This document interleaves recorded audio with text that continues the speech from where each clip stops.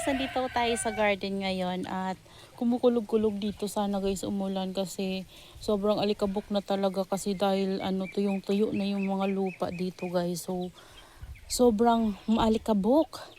Ayan, ngayon guys, alam nyo ba na surprise ako at gusto kong i-share to sa inyo syempre. Dahil tingnan nyo guys, before na mulaklak to pero yung bulaklak niya guys ay hindi bumuka. So first time ko siyang makita sana no na namulaklak kaso lang hindi siya bumuka. Then after nun guys, pinabayaan ko na siya kasi nawalan ako ng gana sa kanila. Tapos sa sunburn pa yan guys. Tingnan nyo yung itsura niya. And then yung time na umuwi ako guys, parang naisip ko na ayusin sila kasi sayang naman.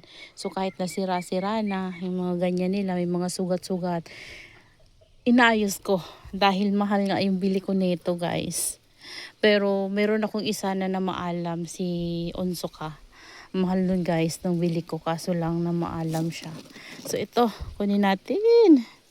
Nakaka-excite naman ito guys. Yan dito tayo sa medyo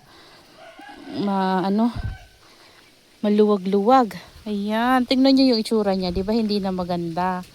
Oh, pero inayos ko siya dito sa pot na to. At nung niripat ko to dito, guys, yung ano niya, yung ugat niya talagang ano na, sira na.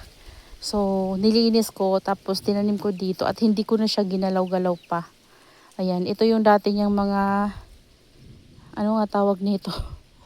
Hindi siya tinik kasi malambot siya guys. Tapos ngayon tinubuan siya ng panibago. At ayan guys, o tingnan nyo. Ang laki ng kanyang flower, grabe. Ayan o, tingnan nyo guys. Sobrang laki ng kanyang flower. Ito guys ay si Astropitum Capricorn. Ayan. So meron tayo dito. Maganda kasi meron siyang kasabayan na nag-open. This one. O diba? Dalawa sila. So pwede natin to siyang i-pollinate. Oh, ang ganda guys. Siguro, kapag umulan, itago ko to sila dun sa, kaso baka matumba ng pusa. Kasi panay talon-talon kasi yung pusa namin doon guys. So, pag naulanan kasi to guys, hindi na to bubuka bukas. Kasi last time, inaabangan kong bumuka sa pangalawang araw yung doon natin na dalawa para i-pollinate. Pero na parang umambon-ambon nung time na yon. Ay naku guys, hindi na siya nag-open. Buti na lang, parang may nag-pollinate yung bubuyog. So, namunga siya. So, ayan guys, tingnan nyo. Ganda, di ba? Wow! Guys, dito tayo sa ating mga succulents. Yan, after nating magbigay nung update doon sa ating namulaklak na Capricorn. So, dito guys, meron ako nagiging problema din. Ito. Yung isa ko nito guys ay na-fungus. Ayan, kasi diba na nineglect ko sila. Tapos, di ko alam kung anong nangyari. Basta dito din siya nag-start sa crown. Tapos ito din guys, nag-start sa crown. Sayang, ang laki-laki pa naman ni Mont Blanc. So later, magdidilig ako sa kanila ng tango. So matagal-tagal na kasi ako guys hindi nakakapagdilig sa kanila ng tango. Nagdilig lang ako doon sa ating mga orchid. So dito na area, hindi talaga ako nagdidilig dito sa ating mga succulents dahil mainit nga. So hindi ko naman alam na magkakafungus sila guys. So hindi ako nakapag-ready siguro dahil guys sa ulan-ulan nakaraan tapos miinit umuulan, so doon nila nakuha yung fungus guys. So ginawa ko ngayon, nag-aayos ako. Ayan, kung mapapansin nyo, yung iba na nandito na mga ganito guys ay tinatanggal ko kasi inaayos ko sila. So nag-start na akong mag-repot or mag-transfer ng ibang succulents sa ibang pot. So kagaya ng mga nandito guys, yan, ito na yung iba yan. So hindi na ako bumibili ng pots kasi sayang naman guys kung bibili tayo. Marami naman tayong available pots na nandito. So ito yung niripat ko dyan sa pot na yan. So marami naman akong mga pots kasi guys. So doon ko na lang sila ita-transfer. Tapos siguro ito guys, hindi ko alam kung mariripat ko to kasi wala na akong soil mix. Yan, yung mga pots na ginamit ko pala guys ay yung mga nandoon natin sa baba. Ayan, nabawasan na yun. So konti na lang yung nandoon. And ang tinransfer ko sa ganun ay yung ganito. Yan, dati itong sa yung clay pot natin na mukha. Ayan, ito siya. Tapos, alin pa ba yun? Ito, nagdagdag ako ng soil, tapos nilinis ko yung ilalim niya kasi sobrang dami ng dry leaves. Ayan, ito nga guys, oh, tinanggal ko pala, tatanim ko yan kasi sobrang daming dry leaves niya. Tapos tinanggal ko, hindi ko pala to nadidilig. Ayan, itatanim ko siya ulit. Tapos, saan pa ba? Ito, transfer ko na dito. Ito yung natin, macaron natin sa heart pot. Ayan yung pot niya guys, oh, sa baba. So, dito ko na siya nilipat. Tapos yung isa doon ko nilipat sa isa guys. Ayan. Tapos ano pa ba yung na-transfer ko dyan? Ito pala guys. This one. Meron tayong 3 pots ng cuttings ng Purple Delight. Yan yung mga bago kong cuttings na nandito. Yan, ginamit ko na guys sa Purple Delights. Yan, kung ano na lang guys kasi yung succulents na nandito ko, yun na lang guys yung pinaparami ko dahil wala na talaga akong paglagyan sa kanila. And then ito, transfer ko sila dito guys, oh. Natutuyaan to kasi bibihira ko sila madilig. So sana, sana talaga hindi siya mapano dito guys. Need ko magdagdag dito ng soil and then alagaan sa dilig. Kumukulog-kulog dito ngayon pero tingnan nyo, umiinit to. Sana talaga guys umulan. Gusto ko talaga na umulan. Ayan o. Yan, pati yan tinransfer ko dito. Tapos ito transfer ko dito yung ating monkey's tail. Ayan, si monkey's tail. Tapos ito yung isa. Ganda nito no, parang buntot talaga siya ng monkey. Then, ito yung iba natin. Ito yung mga nauna ko na ripat. Ayan, yun lang naman guys. Ayan, meron pa tayong mga pots, yung mga ganyan. So, ayusin ko pa yan. Tapos, dito ko lang din yan guys ilalagay. At maglalagay tayo dito ng UV.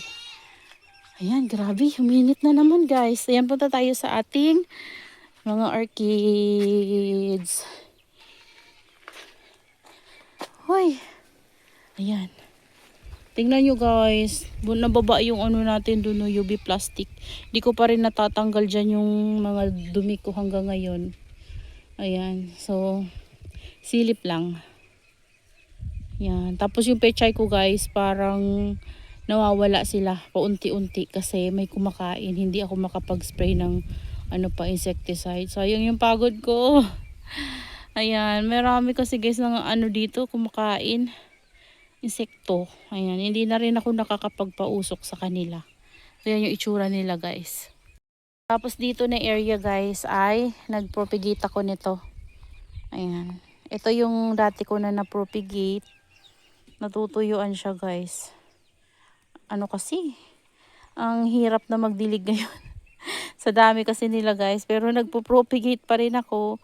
Ayan. So, okay lang naman kasi kapag umulan na guys hindi na tayo magdidilig. So, ayan, nagpropagate ako kasi pinugot ko yung para magkaroon siya ng mga new babies. So, sayang naman kung itatapon ko, 'di ba? So, pinropagate ko na lang. Ayan, so yung itsura ng ating mga dito, Haworthia, oh. Oh, tingnan nyo guys, kasi nainis ako sa mga dito, oh, parang tuyo na. Dami kasing manok. Puro manok na lang guys. Hindi akin manok. Ay nako. Ayan. Ang kalat. Dami ko pa nga ayusin. So yan guys yung afternoon view ng ating mga succulents. Yan. Inaayos ko sila paunti-unti para naman maganda silang tingnan ulit guys. So nire-rearrange ko pa yung dito. So mamaya naman ako ulit guys mag-aayos kasi ang init. Grabe, sobrang init. Ang itim-itim ko nakaka-garden ko ngayon. Ayan, ito pala meron pa tayong black prince, oh. Ilalagay ko yan doon guys para sama-sama yung ating mga echeveria doon sa area na yun. Ayan, ito siya.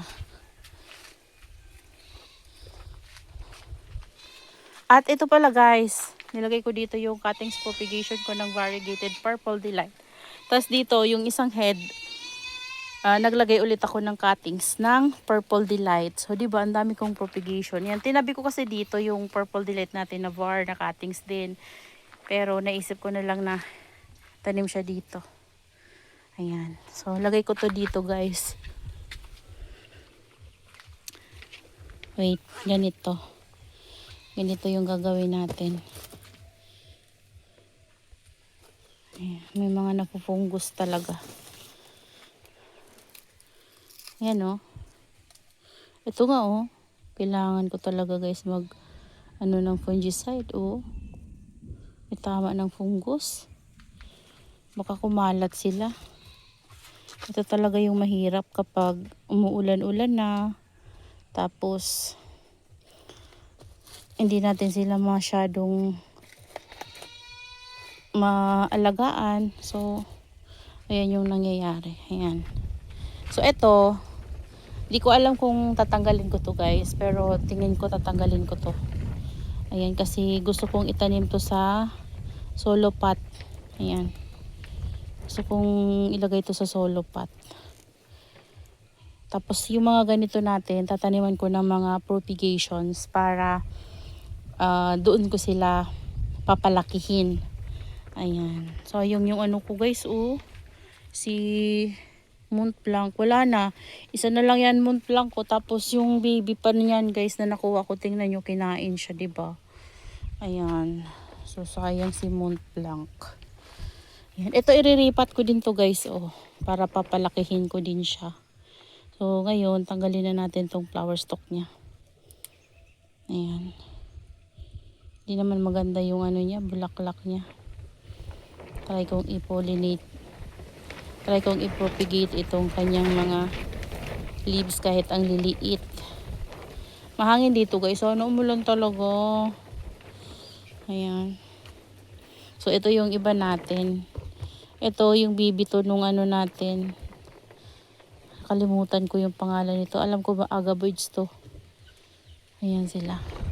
So, yun lang guys. Ayan, dumidilim na oh. O, tingnan nyo yung paligid. Parang uulan na. Ayan, pero mahangin-hangin kasi. So, sana talaga guys umulan. Para naman mawala yung alikabok dito sa amin. Tapos, maging malamig naman. At hindi na ako guys magdidilig.